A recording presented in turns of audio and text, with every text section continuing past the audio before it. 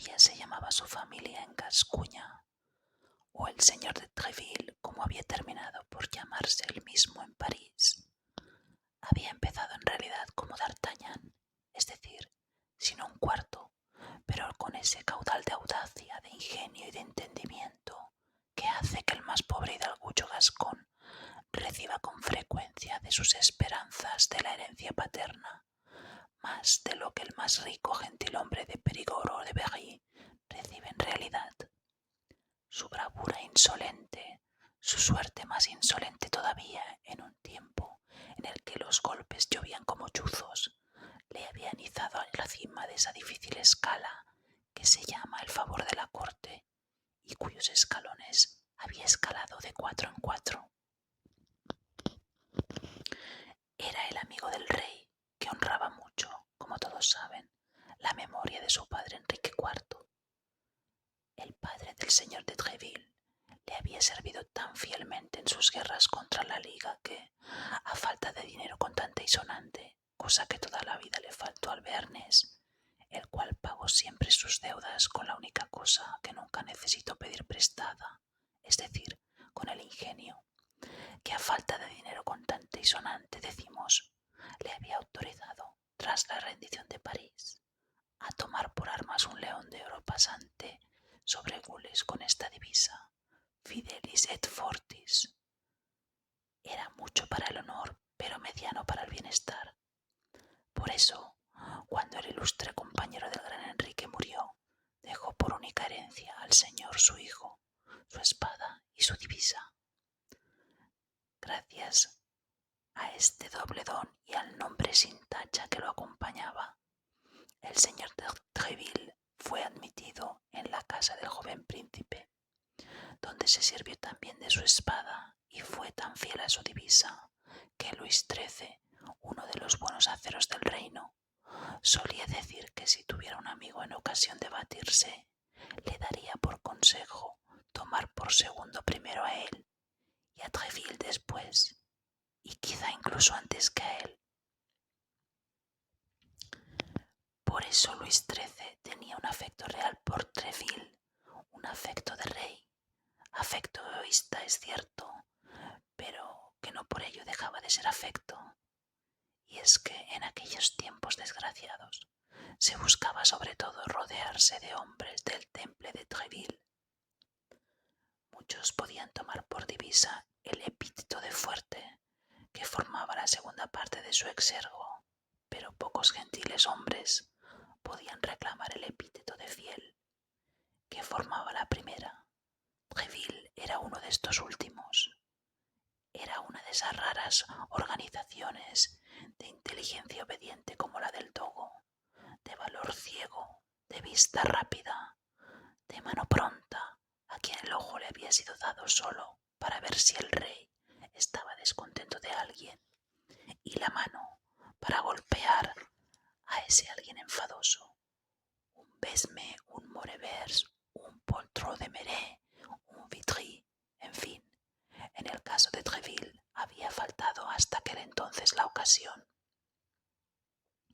pero la acechaba y se prometía cogerla por los pelos si alguna vez pasaba al alcance de su mano.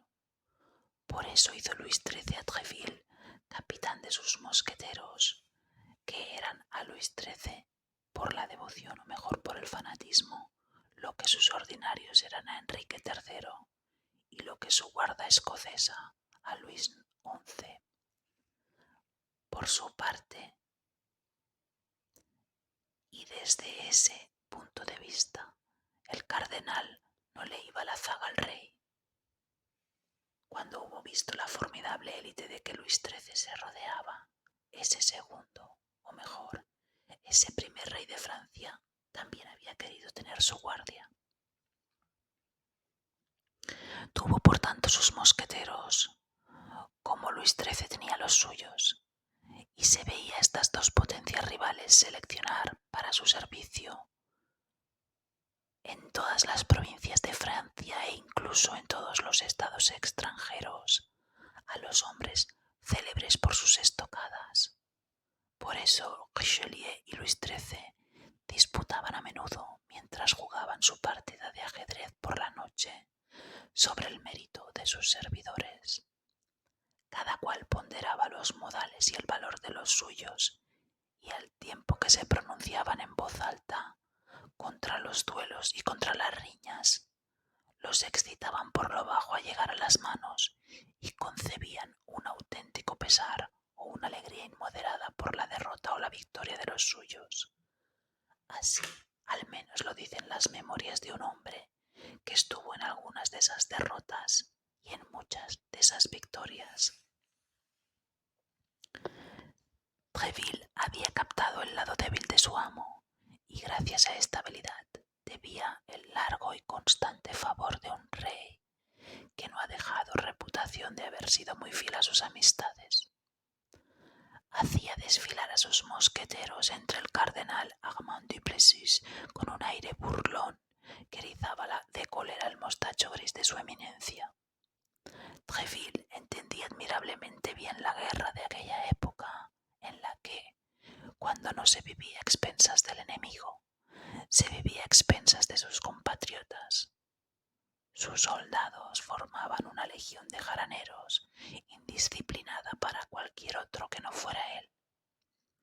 Desaliñados, borrachos, despellejados, los mosqueteros del rey, o mejor, los del señor de Treville, se desparramaban por las tabernas, por los paseos, por los juegos públicos, gritando fuerte y retorciéndose los mostachos, haciendo sonar sus espuelas, enfrentándose con placer a los guardias del señor cardenal cuando los encontraban.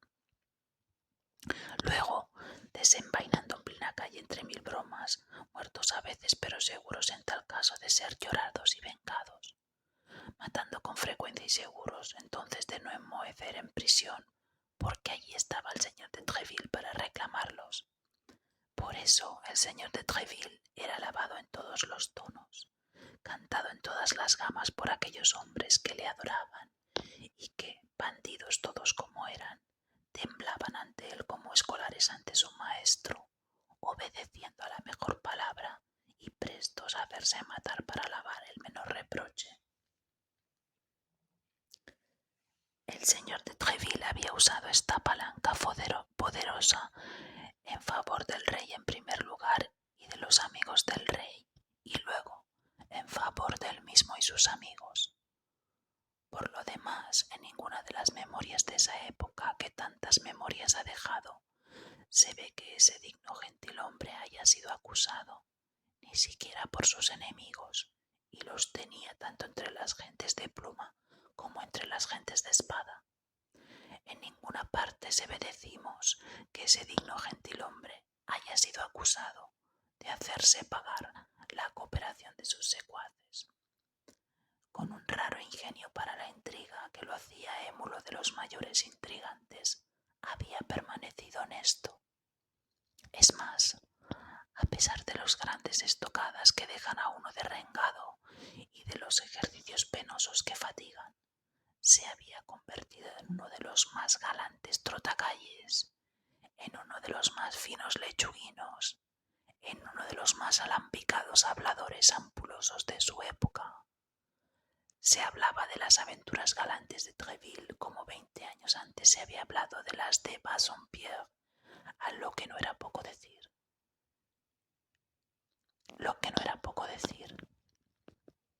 El capitán de los mosqueteros era, pues, admirado, temido y amado, lo cual constituye el apogeo de las fortunas humanas. Luis XIV absorbió a todos los pequeños astros de su corte en su vasta irradiación.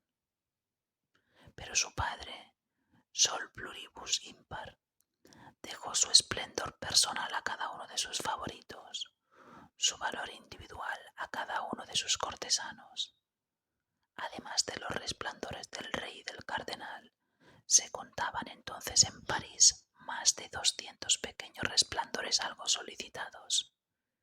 Entre los 200 pequeños resplandores, el de Treville era uno de los más buscados. El patio de su palacio, situado en la calle del Vieux-Colombier, se parecía a un campamento, y esto desde las 6 de la mañana en verano y desde las 8 en invierno. 60 mosqueteros que parecían turnarse para presentar un número siempre imponente, se paseaban sin cesar, armados, en plan de guerra y dispuestos a todo. A lo largo de aquellas grandes escalinatas, sobre cuyo emplazamiento nuestra civilización construiría una casa entera, subían y bajaban solicitantes de París, que corrían tras un favor cualquiera, gentilhombres de provincia ávidos para ser enrolados, y lacayos engalanados con todos los colores, que venían a traer al señor de Treville los mensajes de sus amos. En la antecámara, sobre altas banquetas circulares, descansaban los elegidos, es decir, aquellos que estaban convocados. Allí había murmullo desde la mañana a la noche, mientras el señor de Treville, en su gabinete contiguo a esta antecámara, recibía las visitas, escuchaba las quejas, daba sus órdenes, y como el rey en su balcón del Louvre no tenía más que asomarse a la ventana para pasar revista de hombres y de armas. El día en que D'Artagnan se presentó, la asamblea era imponente, sobre todo para un provinciano que llegaba de su provincia. Es cierto que el provinciano era gascón y que sobre todo en esa época los compatriotas de D'Artagnan tenían fama de no dejarse intimidar fácilmente. En efecto, una vez que se había franqueado la puerta maciza, enclavijada por largos clavos de cabeza cuadrangular, se caía en medio de una tropa de gentes de espada que se cruzaban en el patio, interpelándose, peleándose y jugando entre sí. Para abrirse paso en medio de todas aquellas olas impetuosas, habría sido preciso ser oficial, gran señor o bella mujer.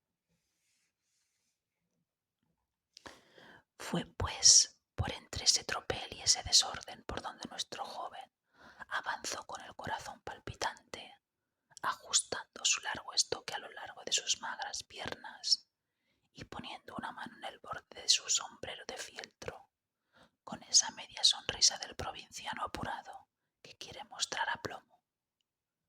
Cuando había pasado un grupo, entonces respiraba con más libertad, pero comprendía que se volvían para mirarlo y, por primera vez en su vida, D'Artagnan, que hasta aquel día había tenido una buena opinión de sí mismo, se sintió ridículo. Llegado a la escalinata, fue peor aún. En los primeros escalones había 4 mosqueteros que se divertían en el ejercicio siguiente, mientras 10 o 12 camaradas suyos esperaban en el relleno a que les tocara la vez para ocupar plaza en la partida.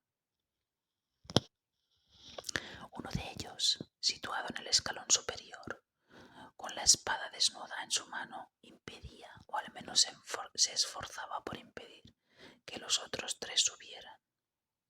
Estos 3 esgrimían contra él sus espadas agilísimas.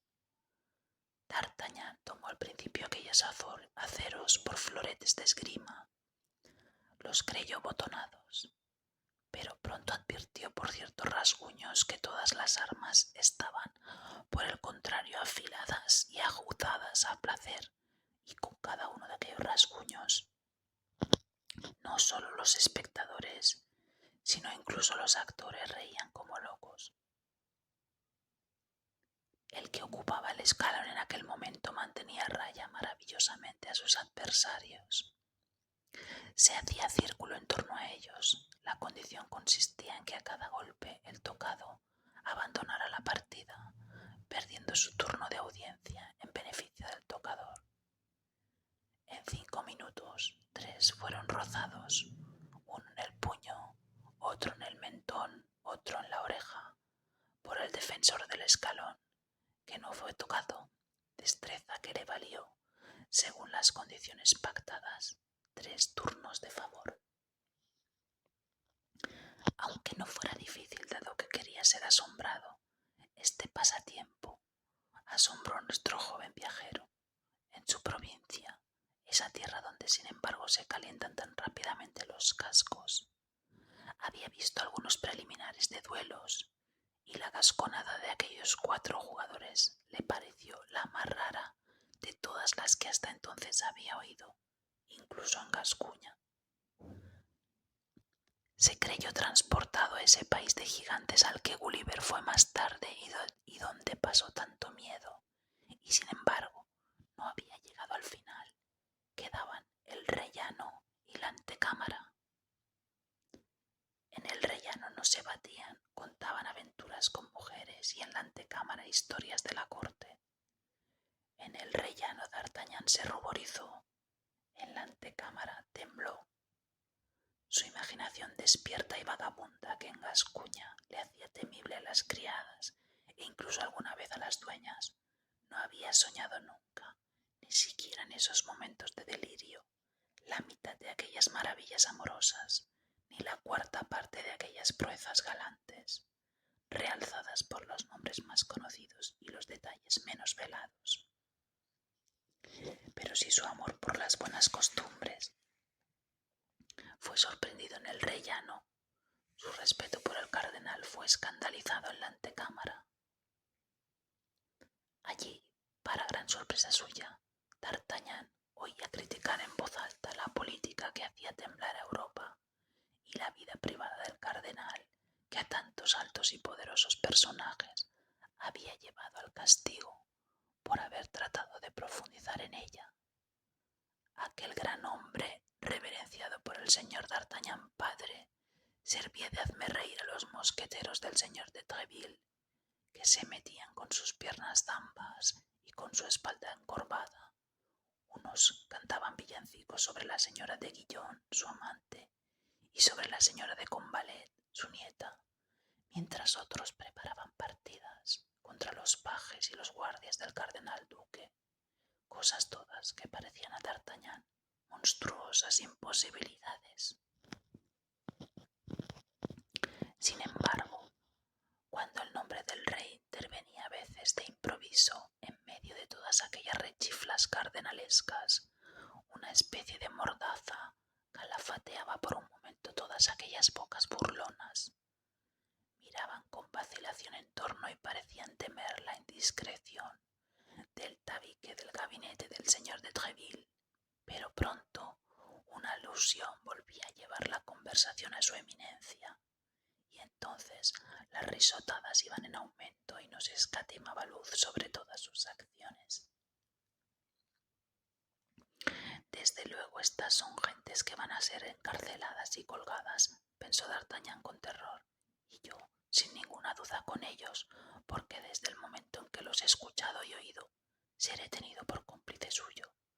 ¿Qué diría mi señor padre, que tanto me ha recomendado respetar al cardenal, si me supiera en compañía de semejantes paganos? Por eso, como puede suponerse sin que yo lo diga, D'Artagnan no osaba entregarse a la conversación. Solo miraba con todos sus ojos, escuchando con todos sus oídos, tendiendo ávidamente sus 5 sentidos para no perderse nada, y, pese a su confianza en las recomendaciones paternas, se sentía llevado por sus gustos y arrastrado por sus instintos a celebrar más que a censurar las cosas inauditas que allí pasaban. Sin embargo, como era absolutamente extraño el montón de cortesanos del señor de Treville, y era la primera vez que se le veía en aquel lugar, vinieron a preguntarle lo que deseaba. A esta pregunta, D'Artagnan se presentó con mucha humildad, se apoyó en el título de compatriota y rogó a la ayuda de cámara que había venido a hacerle aquella pregunta, pedir por él al señor de Treville un momento de audiencia, petición que éste prometió en tono protector transmitir en tiempo y lugar. D'Artagnan, algo recuperado de su primera sorpresa, tuvo entonces la oportunidad de estudiar un poco las costumbres y las fisonomías.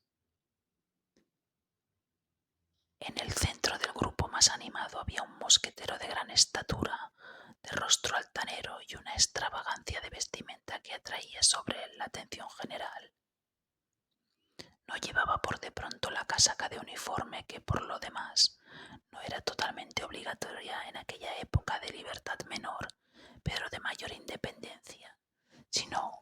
casaca azul celeste, un tanto ajada y raída, y sobre ese vestido un tahalí magnífico con bordados de oro, que relucía como las escamas de que el agua se cubre a plena luz del día. Una capa larga de terciopelo carmesí caía con gracia sobre sus hombros, descubriendo solamente por delante el espléndido tahalí, del que colgaba un gigantesco estoque. Este mosquetero acababa de dejar la guardia de aquel mismo instante. En aquel mismo instante se quejaba de estar constipado y tosía de vez en cuando con afectación. Por eso se había puesto la capa, según decían los que le rodeaban, y mientras hablaba, desde lo alto de su estatura, retorciéndose desdeñosamente su mostacho, admiraban con entusiasmo el tahalí bordado, y D'Artagnan más que ningún otro. ¿Qué queréis?, decía el mosquetero. La moda lo pide. Es una locura, lo sé de sobra, pero es la moda. Por otro lado, en algo tiene que emplear uno el dinero de su legítima. «Ah, Porthos», exclamó uno de los asistentes, «no trates de hacernos creer que ese tahalí te viene de la generosidad paterna. Te lo habrá dado la dama velada con la que te encontré el otro domingo en la puerta Saint-Honoré. No, por mi honor y fe de gentilhombre, lo he comprado yo mismo y con mis propios dineros», respondió aquel al que acababan de designar con el nombre de Porthos. «Sí, como yo he comprado», dijo otro mosquetero, «esta bolsa nueva con lo que mi amante puso en la vieja». «Es cierto», dijo Porthos, «y la prueba es que he pagado por él 12 pistolas». La admiración acreció, aunque la duda continuaba existiendo.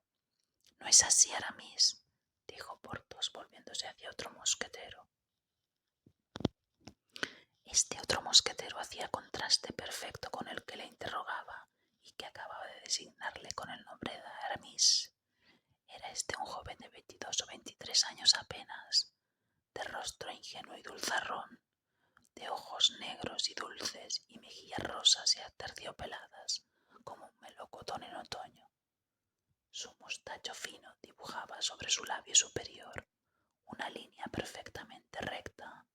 Sus manos parecían temer bajarse por miedo a que sus venas se hinchasen, y de vez en cuando se pellizcaba el lóbulo de las orejas para mantenerlas de un encarnado tierno y transparente.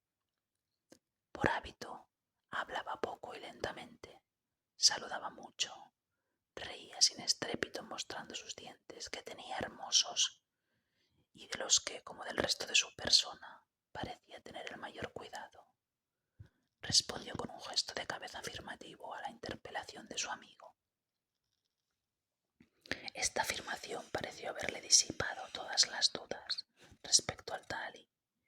Continuaron pues admirándolo, pero ya no volvieron a hablar de él, y por uno de esos virajes rápidos del pensamiento, la conversación pasó de golpe a otro tema. «¿Qué pensáis de lo que cuenta el escudero de Chalais?», preguntó otro mosquetero sin interpelar directamente a nadie y dirigiéndose por el contrario a todo el mundo. «¿Y qué es lo que cuenta?», preguntó Porthos en tono de suficiencia. «Cuenta que ha encontrado en Bruselas a Rochefort, el instrumento ciego del cardenal, disfrazado de capuchino. Ese maldito Rochefort, gracias a ese disfraz, engañó al señor de Led como necio que es». «Como un verdadero necio», dijo Porthos, «pero ¿es seguro?». «Lo sé por Aramis», respondió el mosquetero. «¿De veras?». «Lo sabéis bien, Porthos», dijo Aramis, «os lo conté a vos mismo ayer. No hablamos pues más». «No hablemos pues más». «No hablemos más, esa es vuestra opinión», prosiguió Porthos. «No hablemos más, maldita sea, qué rápido concluís. ¿Cómo? El cardenal hace espiar a un gentilhombre, hace robar su correspondencia por un traidor, un bergante, un granuja. Con la ayuda de ese espía, y gracias a esta correspondencia hace cortar el cuello de Chalais, con el estúpido pretexto de que ha querido matar al rey y casar a Monsieur con la reina. Nadie sabía una palabra de este enigma, vos nos lo comunicasteis ayer, con gran satisfacción de todos, y cuando estamos aún todos pasmados por la noticia, venís hoy a decirnos, no hablemos más». Hablemos entonces, pues que lo deseáis, prosiguió Aramis con paciencia. Ese Rochefort, dijo Porthos. Si yo fuera el escudero del pobre Chalais, pasaría conmigo un mal rato, y vos pasaríais un triste cuarto de hora con el duque rojo, prosiguió Aramis. Ah, el duque rojo. Bravo, bravo, el duque rojo, respondió Porthos aplaudiendo y aprobando con la cabeza. El duque rojo tiene gracia. Haré correr el mote, querido, estad tranquilo. Tiene ingenio este Aramis. Qué pena que no hayáis podido seguir vuestra vocación, querido. Qué delicioso abad habríais hecho. Bah, no es más que un retraso momentáneo, prosiguió Aramis. Un día lo seré. Sabéis bien, Porthos, que sigo estudiando teología para ello. Hará lo que dice, prosiguió Porthos. Lo hará tarde o temprano. Temprano, dijo Aramis. Solo espera una cosa para decidirse del todo y volver a ponerse su sotana, que está colgada debajo del uniforme, prosiguió un mosquetero. ¿Y a qué espera?, preguntó otro. Espera que la reina haya dado un heredero a la corona de Francia. No bromeemos sobre esto, señores, dijo Porthos. Gracias a Dios la reina está todavía en edad de darlo. Dicen que el señor de Buckingham está en Francia, prosiguió Aramis con una risa burlona que daba a aquella frase, tan simple en apariencia, una significación bastante escandalosa. Aramis, amigo mío, por esta vez os equivocáis, interrumpió Porthos, y vuestra manía de ser ingenioso os lleva siempre más allá de los límites. Si el señor de Tréville os oyese, os arrepentiríais de hablar así. ¿Vais a soltarme la lección, Porthos?, exclamó Aramis, con ojos dulces en los que se vio pasar como un relámpago. Querido, sed mosquetero o abad, sed lo uno o lo otro, pero no lo uno y lo otro, prosiguió Porthos. Mirad, Athos os lo acaba de decir el otro día. Coméis en todos los pesebres. Ah, no nos enfademos, os lo suplico, sería inútil. Sabéis de sobra lo que hemos convenido entre vos, Athos y yo. Vais a la casa de la señora de Guillon y le hacéis la corte. Vais a la casa de la señora de Bois Tracy, la prima de la señora de Chevreuse, y se dice que vais muy adelantado en los favores de la dama. Dios mío, no confeséis vuestra felicidad, no se os pide vuestro secreto, es conocida vuestra discreción. Pero dado que poseéis esa virtud, ¿qué diablos usadla para con su majestad? Que se ocupe quien quiera, y como se quiera, del rey y del cardenal, pero la reina es sagrada, y si se habla de ella, que sea para bien. Porthos, sois pretencioso como Narciso, os lo aviso, respondió Aramis. Sabéis que odio la moral salvo cuando la hace Athos. En cuanto a vos, querido, tenéis un tal y demasiado magnífico para estar fuerte en la materia. Seré abad si me conviene.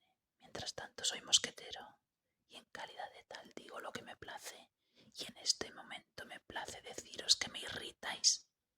Aramis, Porthos. Señores, señores, gritaronnos alrededor. El señor de Tréville espera al señor d'Artagnan, interrumpió el lacayo abriendo la puerta del gabinete. Ante este anuncio, durante el cual la puerta permanecía abierta, todos se callaron y en medio del silencio general, el joven gascón cruzó la antecámara en una parte de su longitud y entró donde el capitán de los mosqueteros, felicitándose con toda su alma por escapar tan a punto al fin de aquella extravagante querella.